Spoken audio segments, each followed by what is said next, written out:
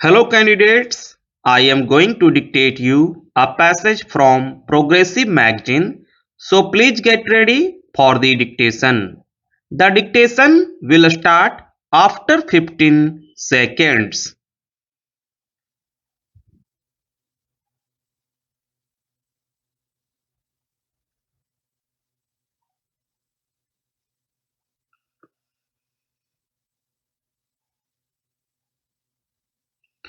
I am happy that the government has emphasized its commitment to non-alignment, but in the process of their commitment to non-alignment, they have tried to use the phrase genuine non-alignment.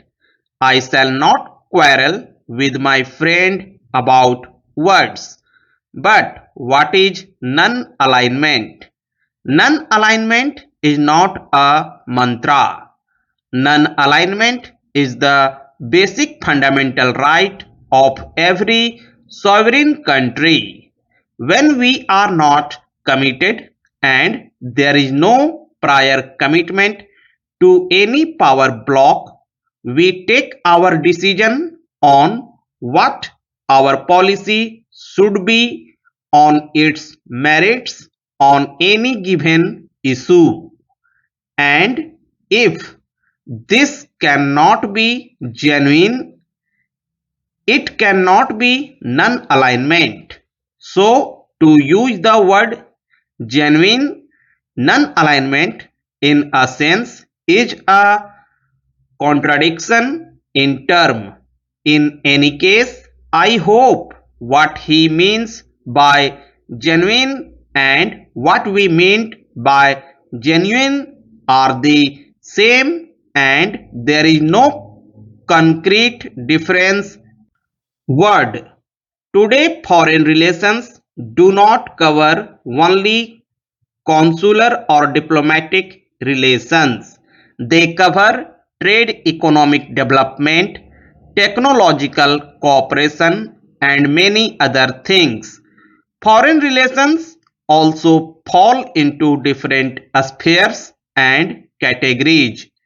It is needless for me to point out the importance of our relations with the Soviet Union in many of these fields. Soviet Union has always stood by us in every hour of our crisis and in every problem that we have had to face. This can be said of few other countries and we recognize this invaluable assistance. I shall not dilate on this. I am sure my friend understands what I am trying to convey.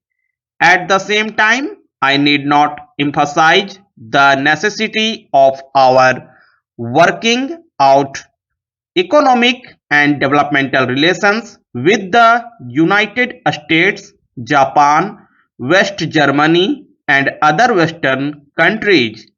They have the technology and they have the financial resources to play a leading role in giving assistance to all developing countries. But we have to recognize the complementary nature of any assistance that we can get either from the Soviet Union or from the Western countries.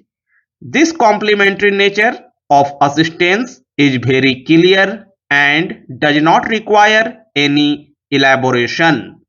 There is one other aspect to which I would like to draw the attention of the Honorable Minister.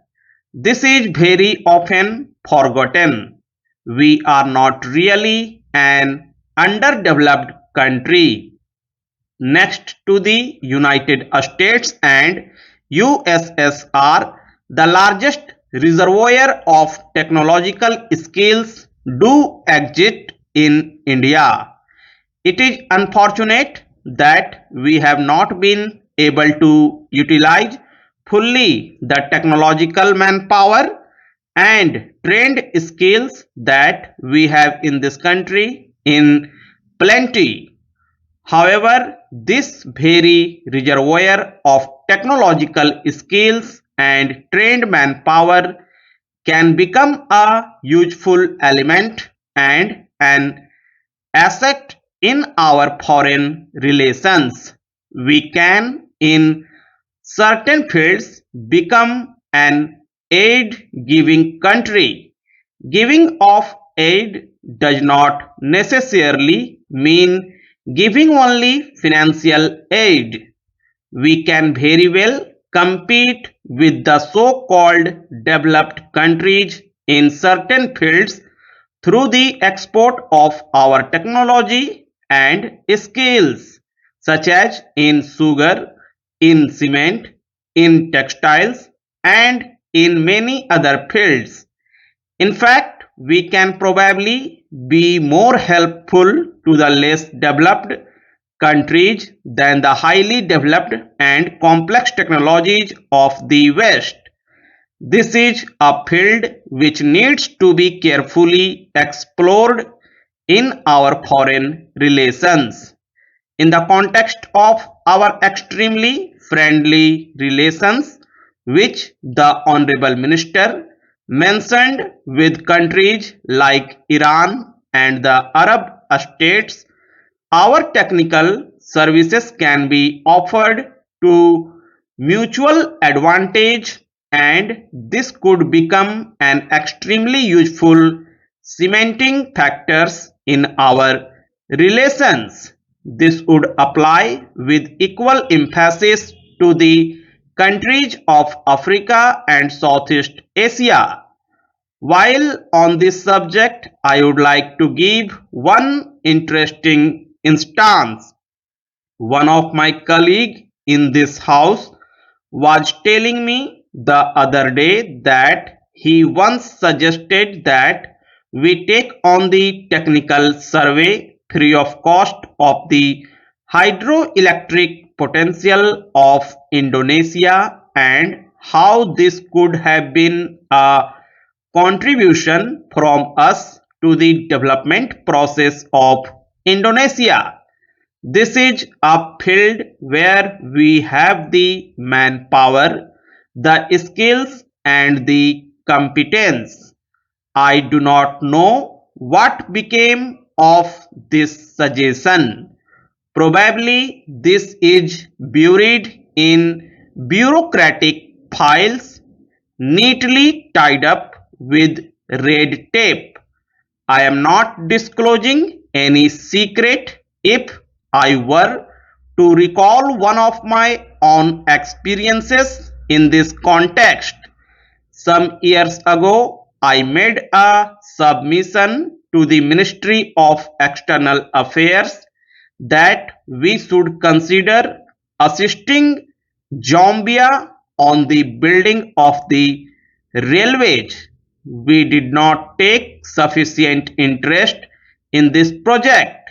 Finally, China took the work on hand and has now completed the job. Surely, if China could have done it, we would have also done it. Sir, I can only call it our lack of interest in the railways as an example of our bureaucratic indifference and incompetence laying therein.